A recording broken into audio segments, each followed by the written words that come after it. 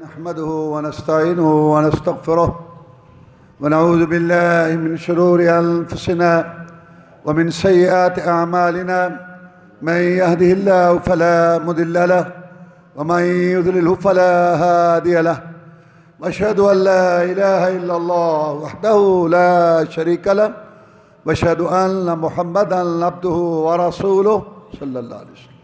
أما بعد فإن خير الحديث كتاب الله وخير الهدي هدي محمد صلى الله عليه وسلم وشر الأمور محدثاتها وكل محدثة بدعة وكل بدعة ضلالة وكل ضلالة في النار.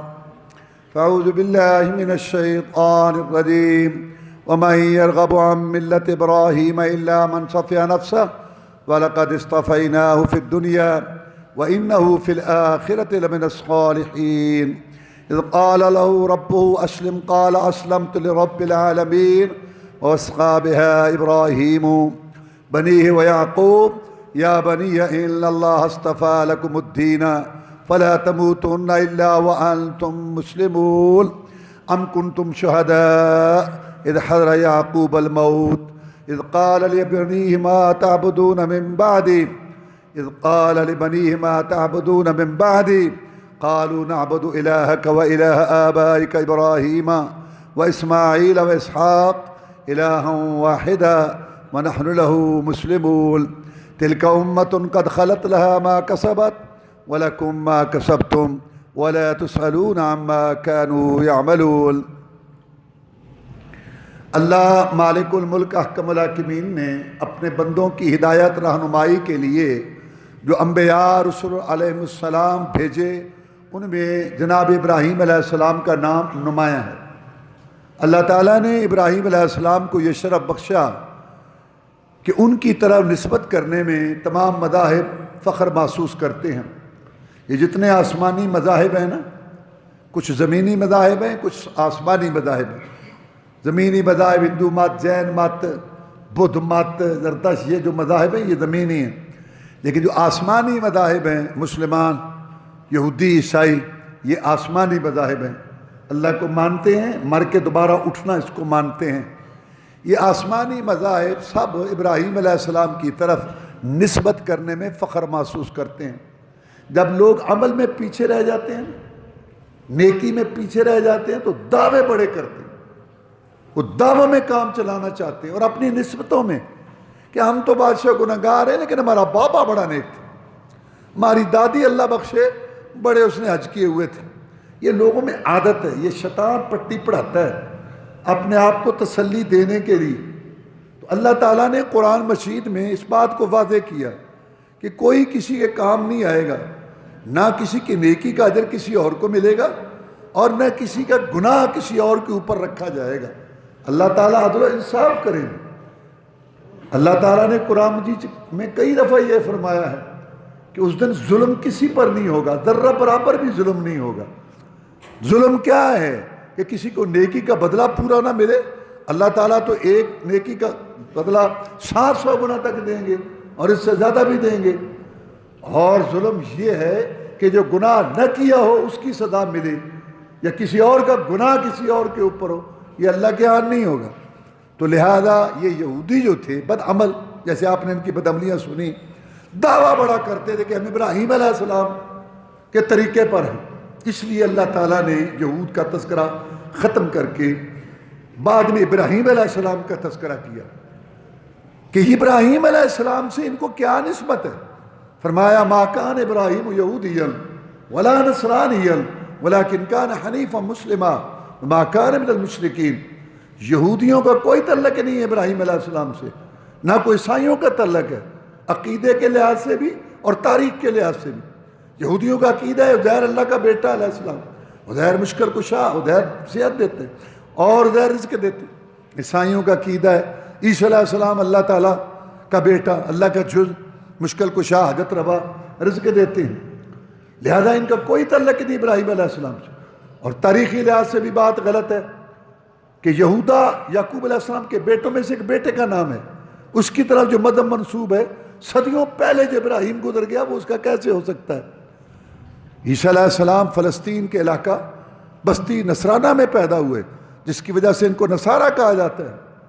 تو جو عیسیٰ علیہ السلام رسول اللہ صلی اللہ علیہ وسلم سے 600 سال پہلے آئے، اور ابراہیم علیہ السلام جو پہلے 2500 سال گزر گئے، ابراہیم علیہ السلام کا مذہب کیسے ہو سکتا ہے جو عیسیٰ علیہ السلام کا ہے؟ تو یہ تاریخی لحاظ سے بھی بات غلط ہے، عقیدے کے لحاظ سے بھی بات غلط ہے۔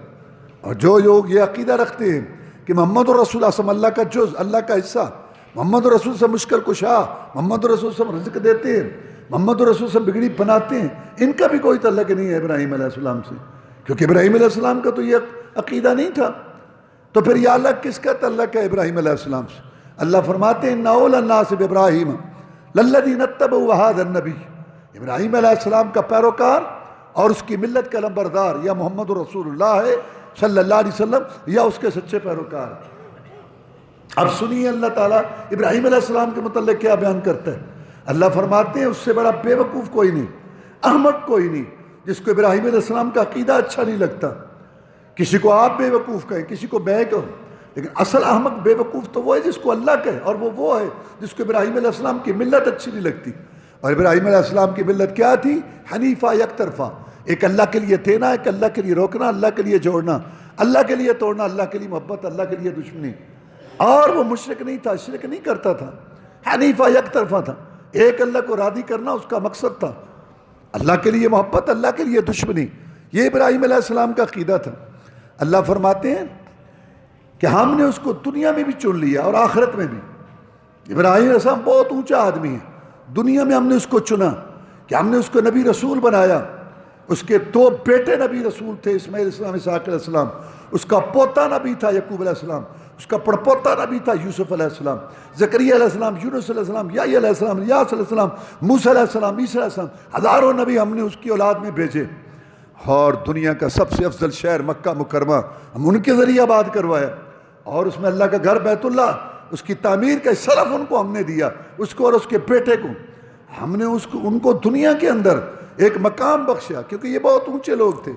ابراہیم علیہ السلام، اللہ فرماتے ہیں کہ ہم نے اس کو کہا فرما بردار ہو جا، ایک اللہ کے اسے سپرد کر دے۔ اس نے کہا یا اللہ سب کچھ رب العالمین کے سپرد ہے۔ اللہ کہتے ہیں یہ ابراہیم تھا، ہم نے اس کو چنا، اور اس کی بیوی ہاجر، کیا عورت تھی وہ جو اس کی بیوی۔ یہ سارا گھرانہ ہی بہت اونچا ہے کہ ابراہیم علیہ السلام نے جب اس کو جنگل میں چھوڑا چھوٹے سے بچے کے ساتھ اور چل پڑے، وہاں پانی کا مشکیزہ رکھا اور ایک توڑا رکھا، ستو کھجورے وغیرہ کھانے پینے کی چیزیں، اور چل پڑے۔ تو وہ آگے کہ جناب مجھے کہاں چھوڑ کے جا رہے، جنگل بیابان، نہ کوئی کھانے نہ پینا، نہ پانی، نہ چرند، نہ پرند، نہ یہ تو کچھ جگہ تو نہیں ہے رہنے کی۔ اور پھر کوئی چٹھیل میدان، پہاڑ ہے یہاں۔ ابراہیم علیہ السلام راستہ کاٹ کے دوسری طرف سے چل پڑے۔ پھر وہ سامنے آ گئی کہ آپ کہاں جا رہے ہیں؟ یہ چھوٹا سا اسماعیل ہے اور میں ادھر ہوں۔ ابراہیم علیہ السلام پھر راستہ کاٹ کے چل پڑے۔ اس کے بعد ذہن میں یہ بات آئی کہ ابراہیم علیہ السلام تو ہمیشہ اللہ کے حکم پر عمل کرتے ہیں، کہ اللہ نے حکم دے دیا ہو، کہا اللہ امرک، کہ اللہ نے آپ کو اس کا حکم دیا؟ کہا ہاں۔ کہتا بھائی ٹھیک ہے جائیے، ہمیں آپ کی ضرورت نہیں، جس اللہ کے حکم پر آپ ہمیں یہاں چھوڑ کے جا رہے ہیں وہ اللہ ہماری حفاظت کرے گا۔ کتنی عظیم عورت تھی، صابرہ شاکرہ، اعتماد استقامت والی، دین والی، اللہ پر توکل اور بھروسہ کرنے والی، سارے لوگ یہ سے، اور کتنی یہ صبر کر اطاعت والی۔ یہ ہاجر کہ ابراہیم علیہ السلام چھوڑ کے گئے جنگل میں، بالکل اب وہ گیا علاقے میں، چھوڑ کے بیوی کو، کیا بیوی کے پھر جب آئے تو نہ زبان پر کوئی شکوہ کیا، نہ ان کی اطاعت کے اندر کوئی کسی قسم کی جو ہے وہ کمی کی، اور ان کو یاد کرتی رہی، ان کے لیے دعائیں کرتی رہی۔ اور یہاں رسول اللہ صلی اللہ علیہ وسلم نے فرمایا مجھے اللہ نے جہنم دکھائی، اس میں سب سے زیادہ تعداد عورتوں کی تھی۔ جب میں نے جہنم کو دیکھا، مجھے اللہ نے دکھائی جہنم، جنت بھی دکھائی جہنم بھی، تو جہنم کے اندر زیادہ تعداد عورتوں کی تھی۔ تو عورتوں نے پوچھا کہ جناب عورتوں کی تعداد کیوں زیادہ تھی؟ میں وہ کفر کرتی ہیں۔ جناب اللہ کے ساتھ میں نہیں، اللہ کے ساتھ کفر نہیں کرتی۔ کفر کا ایک معنی کفر ہوتا ہے اسلام سے نکلنا، ایک کفر کا معنی ناشکری ہوتا ہے۔ یہ یکفرن العشیرہ، خامد کی ناشکری کرتی ہیں، خامد کی ناشکری کرتی ہیں۔ خامد کی ناشکری کیسے کرتی ہیں؟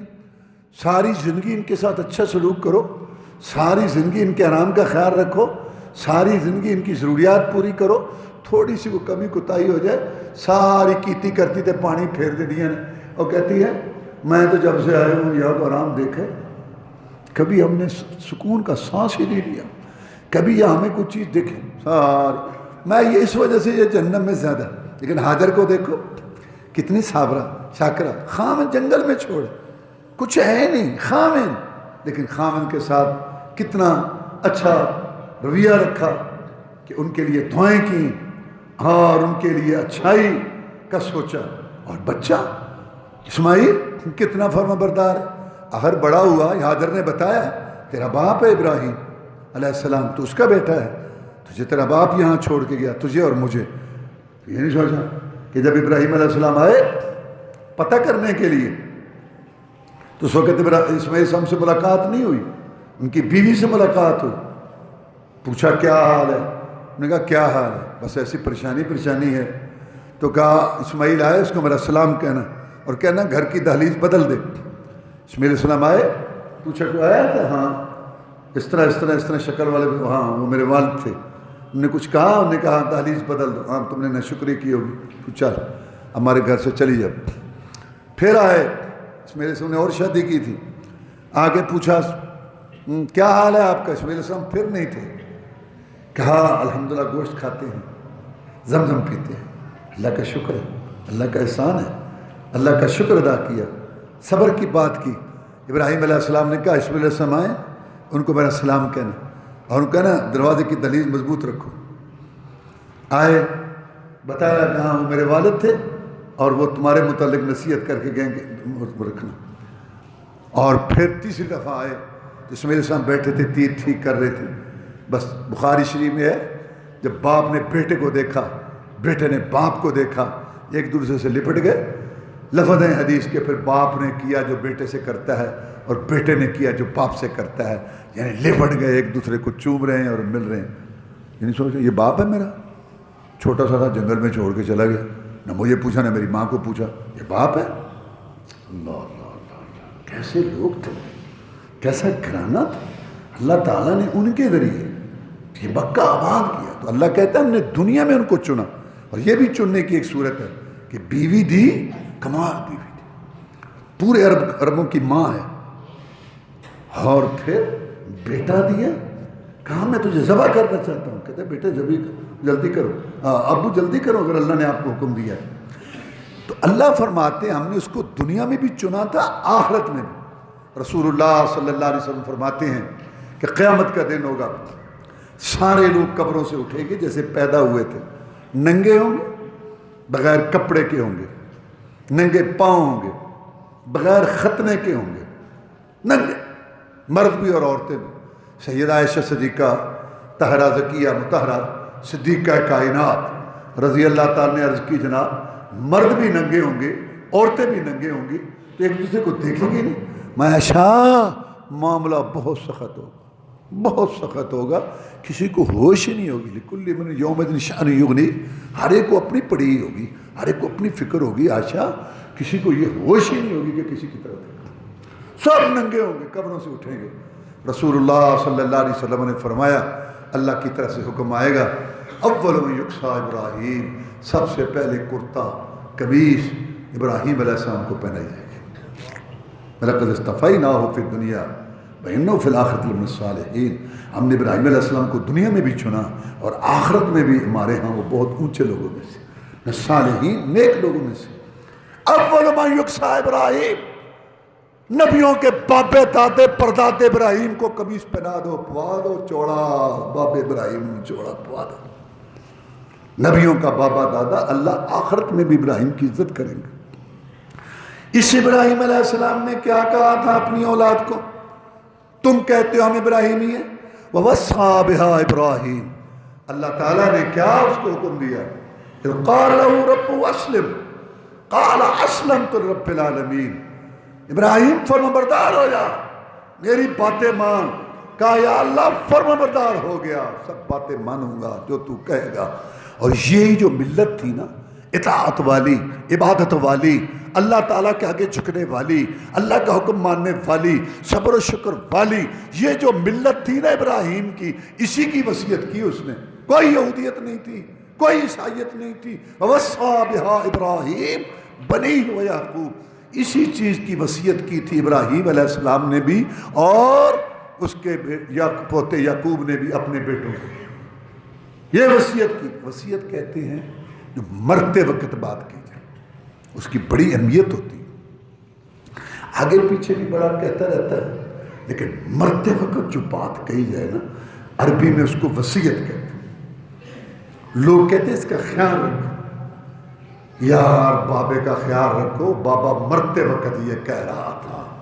وصیت کا لوگ بہت خیال رکھتے ہیں. رسول اللہ صلی اللہ علیہ وسلم نے فرمایا وارث کے لیے وصیت نہیں ہوتی.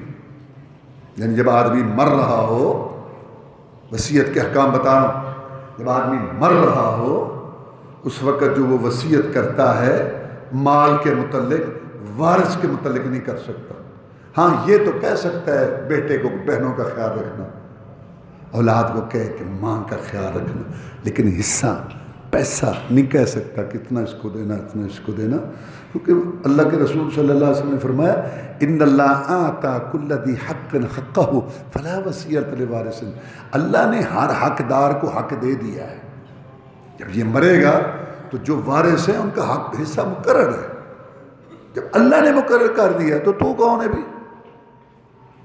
تو فرمایا اللہ تعالیٰ نے ہر حقدار کو حق دے دیا ہے، وارث کے لیے وصیت نہیں ہے. ویسے میں نے بتایا نا کہ نصیحت یا جس کو واعظ کہتے ہیں کہ خیال رکھنا، بہنوں کا حق نہ مارنا، بہنوں کو حق دینا.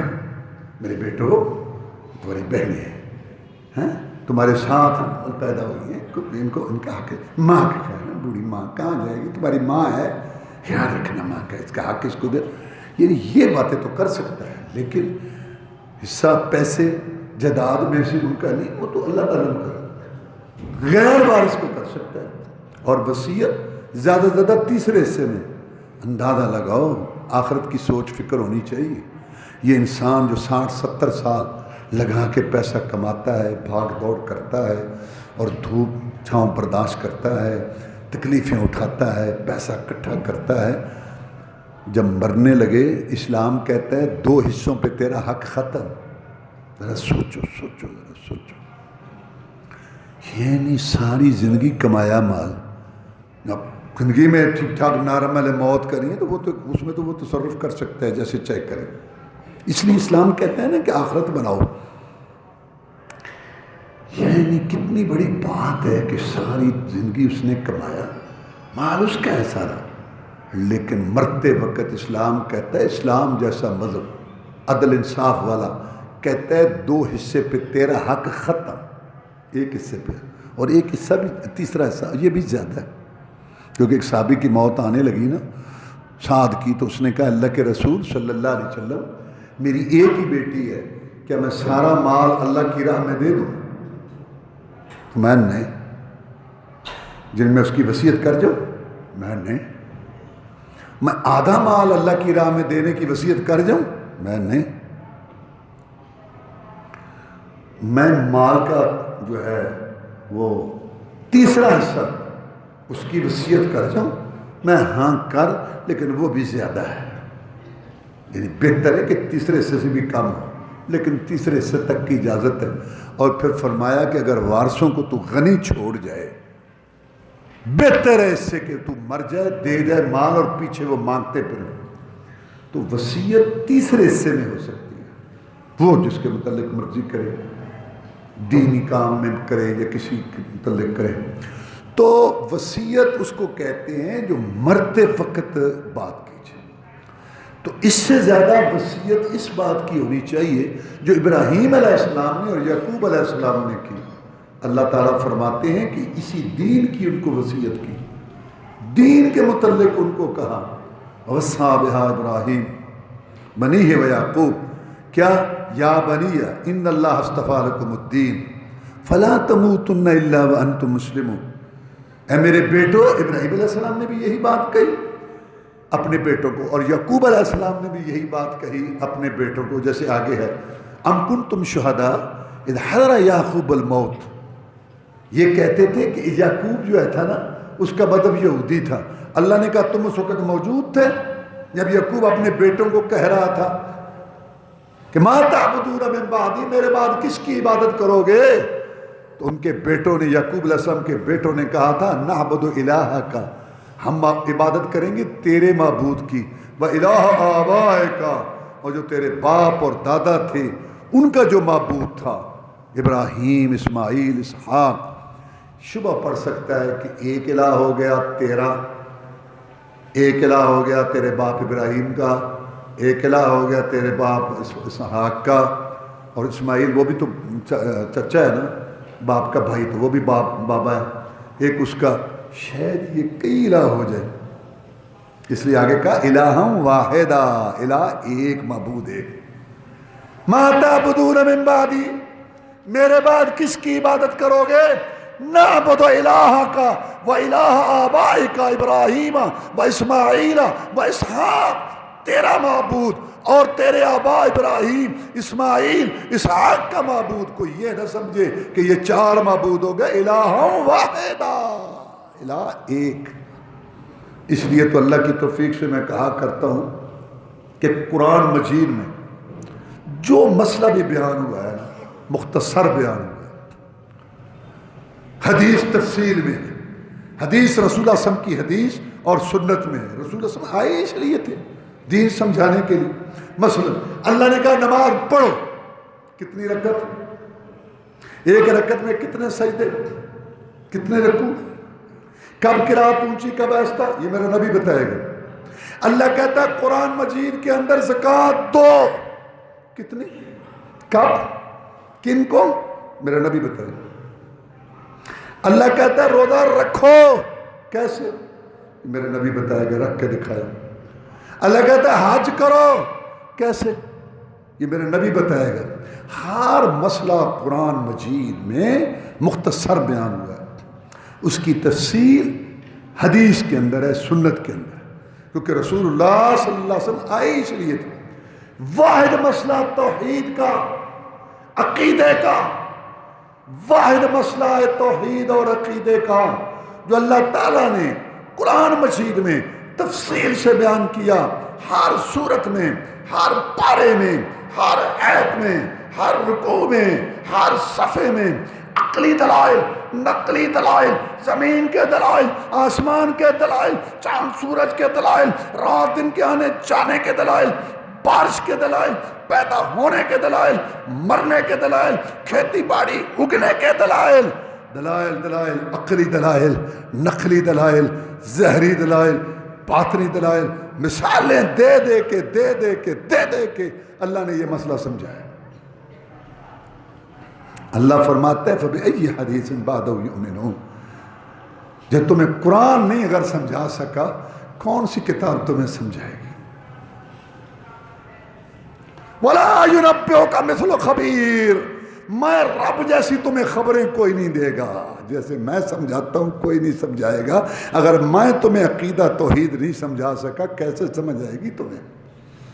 واحد مسئلہ ہے توحید کا، عقیدے کا، جو اللہ نے تفصیل سے بیان کی.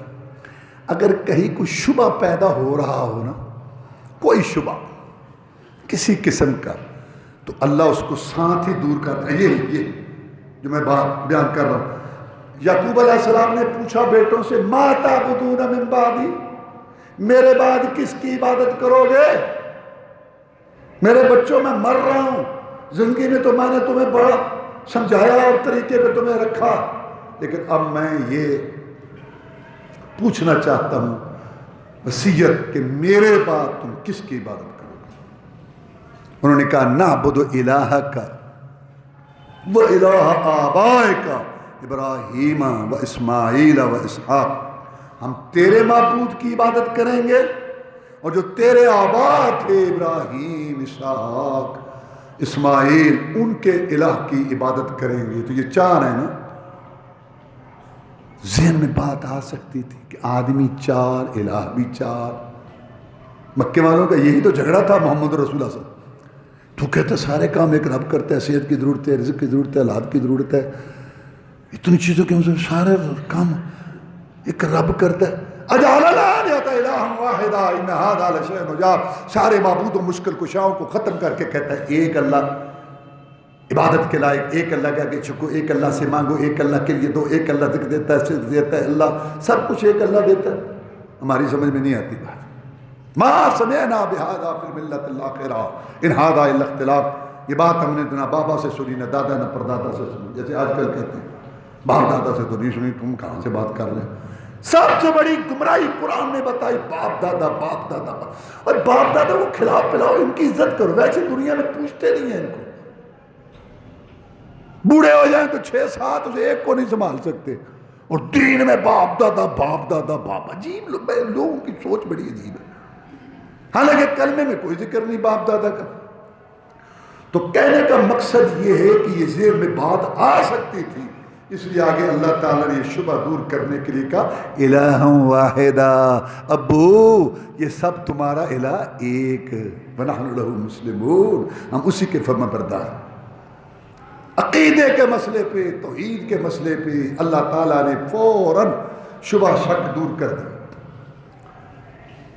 اسی طرح اللہ تعالیٰ نے ارشاد فرمایا قد كانت لكم اسوة حسنة في ابراہیم والذین معه اذ قالوا لقوم منا براء منكم ومما تعبدون من دون الله كفرنا بكم وبدا بيننا وبينكم العداوة والبغضاء ابدا حتى تؤمنوا بالله وحده الا قول ابراہیم لأبيه۔ ابراہیم علیہ السلام کی زندگی تمہارے لیے نمونہ ہے۔ یا اللہ، ابراہیم علیہ السلام نے تو اپنے باپ کے لیے بخشش کی دعا بھی کی تھی، فرمایا وہ کوئی نمونہ نہیں ہے۔ اللہ نے فرمایا ابراہیم علیہ السلام کی زندگی تمہارے لیے نمونہ ہے، الا قول ابراہیم، مگر ابراہیم کی وہ بات جو اس نے اپنے باپ کے لیے بخشش مانگنے کی دعا کی تھی، وہ تمہارے لیے نمونہ نہیں ہے۔ اور اللہ نے فرمایا سورہ توبہ میں ما کان للنبی والذین آمنوا ان یستغفروا للمشرکین ولو کانوا اولی قربى من بعد ما تبین لهم انہم اصحاب الجحیم، کسی نبی کے لیے، کسی مومن کے لیے لائق نہیں ہے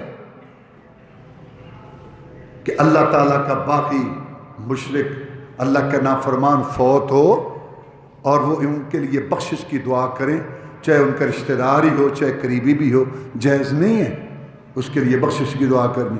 ہمارے یہاں کہتے ہیں آج ساری مارکیٹ بند ہے، کیوں؟ وہ جو دعا خیر رکھی ہوئی ہے، بھی جڑا بھی مرے گا نا سارے نے جنازہ پڑھنا اے دعا۔ اللہ کہتا ہے جو بے نماز ہے، جو مشرک ہے، جو باغی ہے، اس کا جنازہ نہیں، اس کے لیے توبہ استغفار نہ کرو۔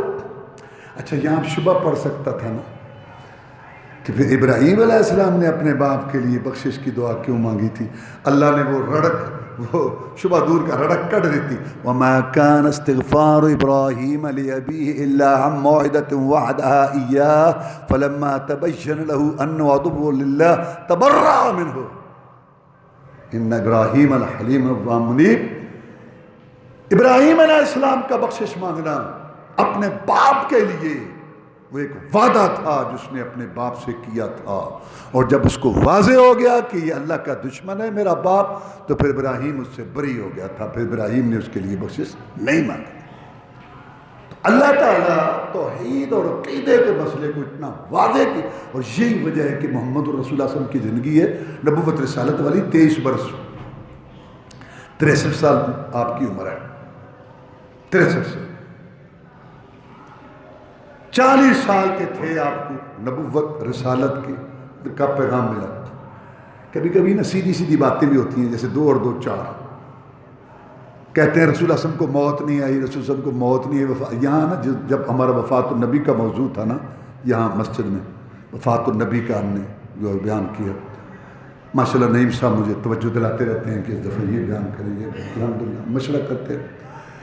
تو بیان ہوا، اس کے بعد نکاح تھا، نکاح لڑکا تھا، اس کی یہاں جمعہ پڑھتا ہے ماشاءاللہ، وہ بھی کہتا ہے مجھے اللہ نے یہاں سے سمجھ دی تو اس کی ہمشیرہ کا نکاح تھا۔ تو بہرحال وہ سارے لوگ آئے، باہر نکاح بھی ہوا، تو مجھے اس نے کہا کہ وہ بہت مطمئن ہوئے. ہمارا کیا بات ہے، قرآن حدیث کی بات ہے نا. تو کہتے یار بڑی اچھی باتیں ہم نے سنی، لیکن یہ بات ہمیں عجیب لگی نا کہ وہ کہتے تھے کہ رسول اللہ صلی اللہ علیہ وسلم کو موت آ گئی ہے اور رسول اللہ صلی اللہ علیہ وسلم وفات پا گئے. خیر وہ تو ہم نے بیان کیا. آج جو میرے ذہن میں بات آئی، میں کہنا یہ چاہتا ہوں جو حق ہوتا ہے نا، حق وہ سیدھا سادہ، بالکل اس میں وہ کچھ نہیں ہوتا. 2 اور 2 4 سمجھ آتا ہے. وہ عمر سے مجھے بات یاد آئی. اچھا جی رسول اللہ صلی اللہ علیہ وسلم فوت نہیں ہوئے. پھر مولوی صاحب سے پوچھو اچھا جناب محمد رسول اللہ صلی اللہ علیہ وسلم کی عمر کتنی تھی؟ کہتے 63 برس. ماشاء اللہ آپ کی عمر 63 برس تھی. وہ جب فوت ہی نہیں ہوتا 63 برس کتوں ہو گئی بھائی؟ میں نے ویسے ایک بات کی کہ جو حق کی بات ہوتی ہے نا، جو حق کی بات ہوتی ہے نا، وہ بالکل سیدھی اور فطرت کے مطابق ہر آدمی کو سمجھ آتی ہے. بھائی جب رسول صاحب فوت نہیں تو 63 سال عمر کہاں سے باہر؟ تو میں کہنا یہ چاہتا تھا، عقیدے کی اہمیت میں بات آ رہی ہے کہ 63 برس عمر تھی محمد رسول اللہ صلی اللہ علیہ وسلم کی. 40 سال کے تھے تو نبوت رسالت کا پیغام ملا. اور پیچھے کتنی بچی؟ 23 برس. 13 سال مکے میں گزرے، 10 سال مدینہ میں. سارا اسلام مدینے میں آیا. نماز کا جماعت سے انتظام، زکوٰۃ کا فرض ہونا. نماز پہلے فرض ہو گئی تھی 1.25 سال پہلے، ہجرت سے پہلے مکے کے اندر فرض ہو گئی تھی، لیکن نماز کا باجماعت انتظام پورا سارا یہ کہاں؟ مدینہ میں. اور زکوٰۃ فرض ہی مدینے میں، روزہ فرض مدینے میں، جہاد فرض ہوا مدینے میں، حج فرض ہوا مدینہ میں، خاندان کے مسائل، طلاق، نکاح، ارضاعت وغیرہ یہ سارے مسائل مدینہ میں، معیشت کے تجارت کے مسائل مدینہ میں، بین الاقوامی سیاسی حالات سارا یہ سارے معاملات کہاں بیان؟ سارا اسلام 10 سال میں آئے اور 13 سال نبی نے عقیدہ پڑھایا اور کلمہ سمجھایا.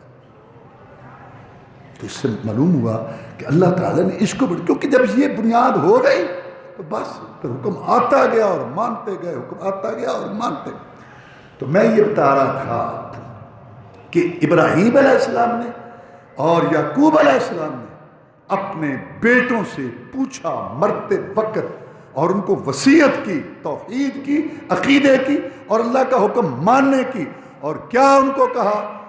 اللہ فلا تموتن الا وانتم مسلمون، اور تمہیں موت اسلام پر آنی چاہیے. تو پتہ ہے نا ہم نے کم برنا نہیں، اس کا مطلب ہے ہر وقت تیاری میں رہو. عقیدہ ٹھیک ہے، نماز کی پابندی ہے، کسی کا مال تو نہیں دبایا ہوا، لین دین میرا ٹھیک ہے. فرمایا بالکل اپنی تیاری میں رہو. یہ نہیں کہ میں بھی تو جوان ہوں، شیڈول بنا رکھے. کئی لوگ لگے بھائی جمعہ آئے گا نا، میں یہ جمعہ بس میں نے جمعہ میں کپڑے دھلا لینے اور بس بیگم میں بس جمعہ بڑا میں رمضان آتا ہے میں رمضان میں ساتھیوں کو کہتا ہوں بس یار بس جو ہو گئی ہو گئی بس ہے رمضان 30 سال میں پہ کرتا ہے منافق ویلنے یہ تیری. ہاں یہ جو شیڈول ہے نا، اس کا مطلب ہے کہ موت کسی وقت بھی آ سکتی ہے. تو تیری موت شیڈول میں آئی تو پھر ہر وقت تیاری میں رہو. وَلَا تَمُوتُنَّ إِلَّا وَأَنْتُمْ مُسْلِمُونَ. تمہیں موت اسلام پر آنی چاہیے، اس کی کوشش کرو، ہمارا خیر اور انجام اس پر ہو. یہ تھی بات جو سمجھائی تھی ابراہیم علیہ السلام نے اور یعقوب علیہ السلام نے اپنے بیٹوں کو. یوسف علیہ السلام کو اللہ تعالیٰ نے بہت کچھ دینی دنیاوی نعمتیں دی، لیکن دعا کرتے ہیں توفنی مسلما والحقنی بالصالحین. یا اللہ اب میری یہ گزارش ہے کہ میرا خاتمہ ایمان پر ہو، میرا اخیر جو ہے وہ اچھا ہو انجام، اس کی فکر ہونی چاہیے. اللہ نے فرمایا یا ایھا الذین آمنوا اتقوا اللہ حق تقاتہ ولا تموتن الا وانتم مسلمون. اے ایمان والو اللہ سے ڈرو جیسے ڈرنے کا حق ہے. کیا مطلب ہے اس کا ڈرنے کا حق ہے؟ کہ آنکھ کھولنے سے پہلے، زبان کھولنے سے پہلے، شکل صورت لباس بنانے سے پہلے، شادی غمی کا پروگرام بنانے سے پہلے، بیوی بیٹی کا لباس بنانے سے پہلے، مال کمانے خرچ کرنے سے پہلے، گھر کا ماحول بنانے سے پہلے، نماز پڑھنے سے پہلے، درود وظیفہ پڑھنے سے پہلے، کوئی دن رات منانے سے پہلے یہ سوچو کہ کیا اللہ نے اس غلام کو اس کی اجازت دی ہے. یہ مطلب ہے کہ اللہ سے ڈرو جیسے ڈرنے کا حق ہے. یہ تو نہیں کہ شیڈول بنائے ہوئے ہوں. 10 سال سے بے نماز ہے، 15 سال سے حرام کھا رہا ہے، 5 سال سے جھوٹ بول رہا ہے. یا اللہ معافی، توبہ، یا اللہ توبہ سچی سرکار، یا اللہ معافی. اے ڈرامہ ہے، اے ڈرامہ ہے. اللہ سے ڈرو جیسے ڈرنے کا حق ہے. چھوڑو ان باتوں کو، یہ مطلب ہے اس کا. تمہیں موت اسلام پر آنی چاہیے۔ اب میں آپ کو ایک واقعہ سناتا ہوں، ایک صحابی کا، جناب خبیب رضی اللہ تعالیٰ نے مکہ والوں کے ہتھے چڑھ گئے۔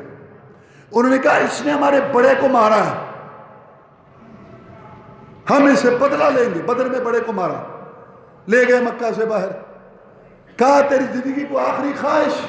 کہتے ہیں ہاں 2 رکعت نماز پڑھنا چاہتا ہوں۔ کہتے ہیں پڑھ لے۔ 2 رکعت نماز پڑھی، کہنے لگے آج بڑا لطف سرور آ رہا تھا نماز اللہ سے ملاقات ہے، ہر چیز زمین پر فرض ہوئی، نماز کی باری آئی۔ اللہ نے ہمارے پیغمبر صلی اللہ علیہ وسلم کو آسمانوں پر بلا کے یہ تحفہ دیا، اے میرے پیغمبر تجھے اور تیری امت کو ہم یہ تحفہ دیتے ہیں کہ 5 ٹائم ہمارے ساتھ بات چیت کر لیا کرو، ملاقات کر لیا کرو۔ آج بڑا لطف آ رہا تھا، دل چاہتا تھا کہ نماز کو لمبا کروں، لیکن یہ سوچ کر میں نے نماز مختصر کر دی کہ کہیں تم یہ نہ سمجھو کہ محمد کے ساتھی موت سے ڈرتے ہیں صلی اللہ علیہ وسلم۔ مرتے وقت بھی ان کو بزدلی کا تانا برداشت نہیں تھا، جرأت و شجاعت غیرت مسلمان اور مسلمان حکمرانوں کا ماتھے کا جھومر تھا۔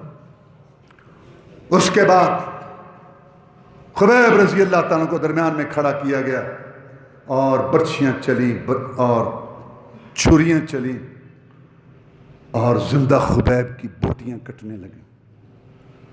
زندہ خبیب رضی اللہ تعالیٰ، اس کے جسم کا گوشت کٹنے لگا، خون کے فوارے جاری ہوئے اور اسلامی تاریخ کا باب روشن ہوا، جرأت شجاعت غیرت کی راہیں واضح ہوئیں۔ ایک آدمی آیا بیوقوف آگے، کہتا ہے ہاں آیا لطف اسلام پر چلنے کا، آیا مزہ جہاد کی بات کرنے کا، بڑا جہاد کرتا تھا، بڑا جہاد کرتا تھا، ہاں آیا مزہ جہاد کا۔ اب تو ویسے تو یہ سوچتا ہوگا کہ ہم تجھے چھوڑ دیں اور تیرے پیغمبر کو پکڑ لیں صلی اللہ علیہ وسلم۔ بپروا شعر بولا، تم نہیں سمجھے ہمیں، اللہ کی قسم میرے پیغمبر جو مدینہ میں بیٹھے ہیں صلی اللہ علیہ وسلم 300 میل دور ساتھیوں کی مجلس میں یہ بھی نہیں چاہتا کہ تم مجھے چھوڑو اور ان کے پاؤں میں کانٹا بھی چبھے۔ تم ہمیں سمجھے ہی نہیں، کرو تم جو کرو۔ اسلام کا متوالا جہاد کا نمبردار کھڑا ہے، پڑا ہے، کھڑا ہے، پڑا ہے، اللہ اکبر، جو تم نے کرنا ہے کرو۔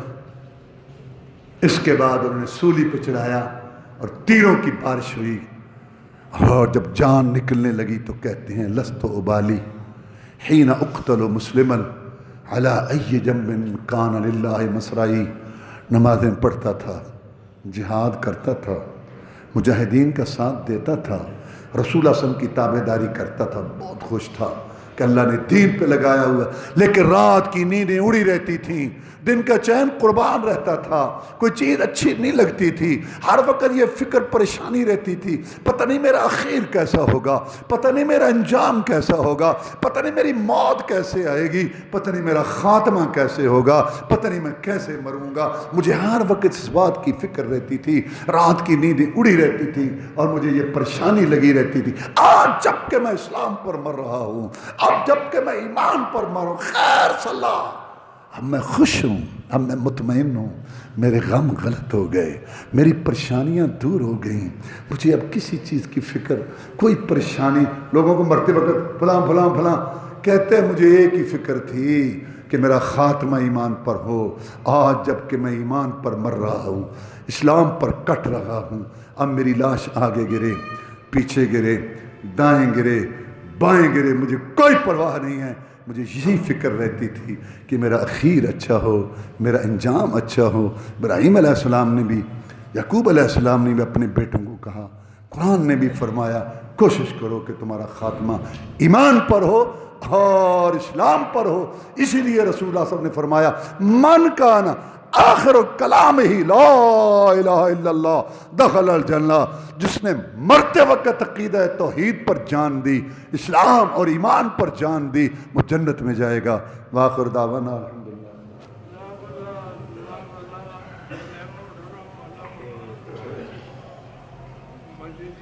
ان الحمد للہ نحمده ونستعینه ونستغفره ونعوذ باللہ من شرور انفسنا ومن سیئات اعمالنا، من يهده الله فلا مضل له ومن يضلل فلا هادي له، واشهد ان لا اله الا الله وحده لا شريك له वअशहदु अन्न मुहम्मदन अब्दुहु व रसूलुहु सल्लल्लाहु अलैहि वसल्लम।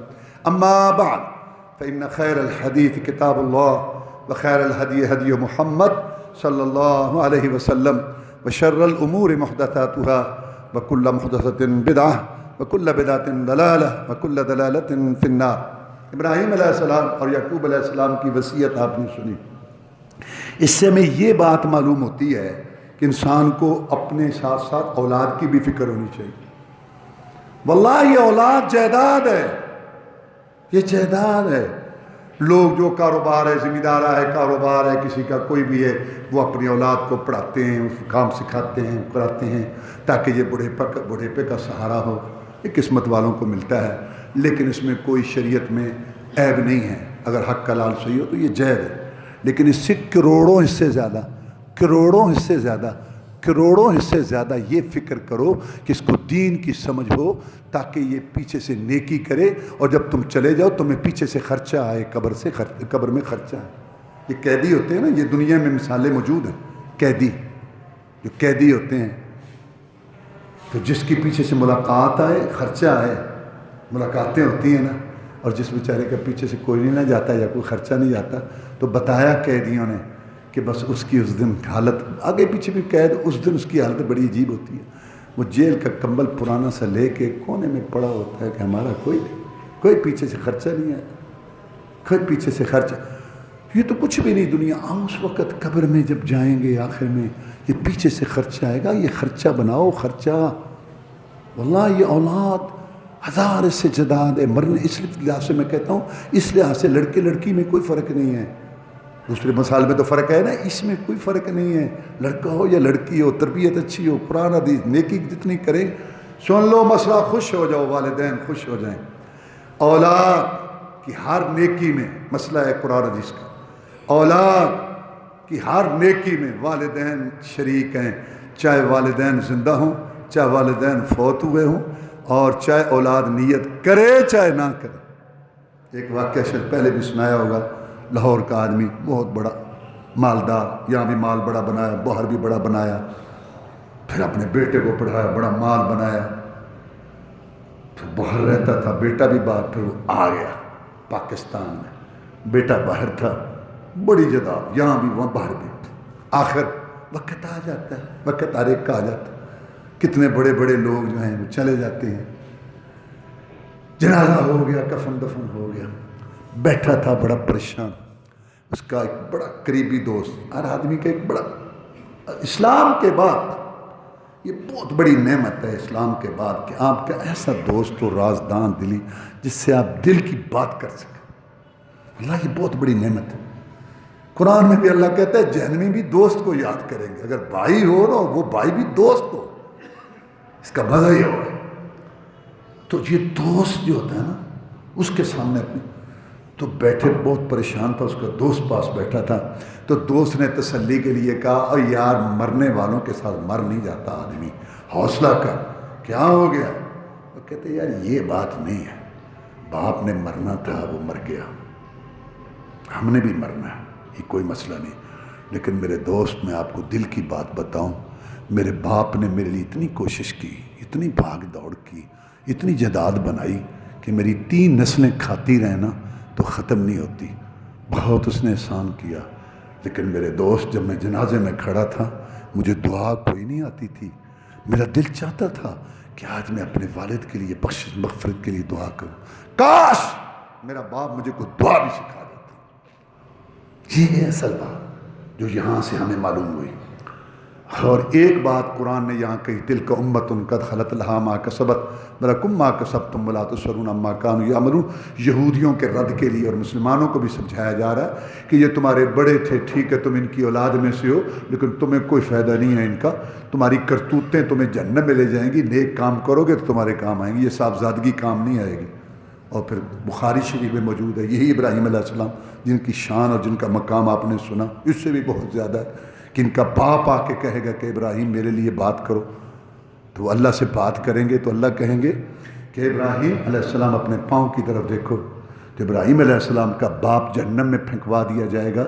ये नबियों का बाबा, दादा, परदादा, 2 किबलों का वारिस, और इसका बाप जहन्नम में जा रहा है। کہنے والے کہہ سکتے ہیں کہ یا اللہ تیرا قانون اٹل ہے کہ تو نے مشرک کو بخشنا نہیں ہے، لیکن ایک تو جانے دو، ایک تو جانے دو، کون پوچھتا ہے تجھے، ایک تو جانے دو۔ نبی رسول ولی سارے مان گئے تیرا قانون اٹل ہے، مشرک پر جنت حرام ہے، پر ایک تو جانے دو۔ اللہ کہتا ہے ما یبدل القول لدی، میرے قانون نہیں بدلتے، یہ تمہاری اسمبلی ہیں جن کو پتہ نہیں چلتا آدھی سطر قانون ہے اور 2.5 صفحے ترمیم ہے، پتہ ہی نہیں چلتا تمہیں کہ کیا کرنا ہے، گدھی گیڑے میں پڑے ہوئے ہو۔ یہ میرا قانون اٹل ہے، جو شرک پر مرا ہمیشہ جہنم میں جائے گا، چاہے نوح علیہ السلام کا بیٹا ہو، ابراہیم علیہ السلام کا باپ ہو، محمد رسول کا چچا ہو۔ اللہ تعالیٰ ہمیں سمجھنے کی توفیق دے، اولاد کو سمجھائیں، خود سمجھیں، اور یہ جو وبائے بیماریاں ہیں دعا کرو اللہ ہم سے یہ دور کرے، کرونا اور دوسری بیماریاں اور یہ آفتیں مصیبتیں دور کرے۔ اللہم حوالینا ولا علینا، یا اللہ دور لے جا، ان کو دور لے جا، سارے لوگوں ملکوں میں امن خیر کر، یا اللہ ہمارے حال پر تو ہی رحم کر دے، تو رحمت اللہ عالمین ہے، ہم تو رحمت پوری دنیا والوں کے لیے تو رحمت ہے، اور پوری دنیا کا تو رب ہے، یا اللہ رب العالمین ہے تو، یا اللہ تو ہم پر رحم کر دے، ہمیں بھی اللہ تعالیٰ توفیق دے کہ ہم بھی جو ہے تو اپنے آپ کو درست کریں، صراط مستقیم پہ چلیں۔ اللہ تعالیٰ ہمارا حامی و ناصر ہو۔ اللہم اعز الاسلام والمسلمین، اللہم انصر الجہاد والمجاہدین، اللہم نجی اخواننا من السجون، اللہم اشف مرضانا ومرضى المسلمین، اللہم اشف مرضانا ومرضى المسلمین، اللہم اشف مرضانا ومرضى المسلمین، اللہم استر عوراتنا وامن رواتنا، اللہم انا نسألک الجنة الفردوس، اللہم اجرنا من النار، سبحان ربک رب العزة عما یصفون وسلام علی المرسلین والحمد للہ رب العالمین۔